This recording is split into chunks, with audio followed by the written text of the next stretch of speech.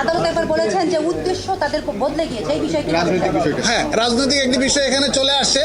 আপনারা জানেন যে এই আন্দোলনটি ছিল শুধুমাত্র কোটার আন্দোলন।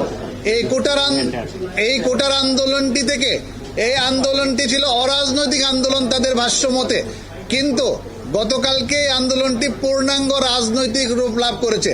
এই আন্দোলনটি এখন এক দফার আন্দোলনে যেহেতু রূপান্তরিত হয়েছে এবং যে দুইজন রিট পিটিশনার তারা গতকালকে ফেসবুকে স্ট্যাটাস দিয়েছেন মাননীয় প্রধানমন্ত্রীকে বাংলা ছাড়ার জন্য, এবং তারা এক দফার আন্দোলনে কালকে বক্তব্যও রেখেছেন। আপনাদের মিডিয়াতে এগুলি আসছে, তারা চান যে এক দফার আন্দোলনে মাননীয় প্রধানমন্ত্রীর পদত্যাগ এবং তত্ত্বাবধায়ক সরকার বা কি একটা জাতীয় সরকার গঠন করার জন্য তারা প্রস্তাব দিয়েছেন।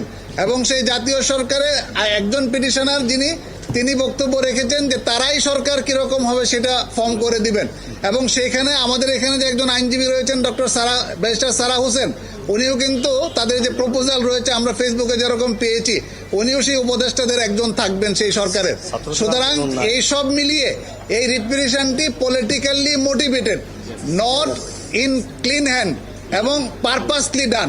একটি রাজনৈতিক উদ্দেশ্য চরিতার্থ করার জন্য, একটি রাজনৈতিক উদ্দেশ্য হাসিল করার জন্য, আদালতকে ব্যবহার করার জন্য এই রিট পিটিশনটি দায়ের করা হয়েছিল। সুতরাং রিট পিটিশনটি পলিটিক্যালি মোটিভেটেড হিসাবে খারিজ করে দেওয়া হয়েছে।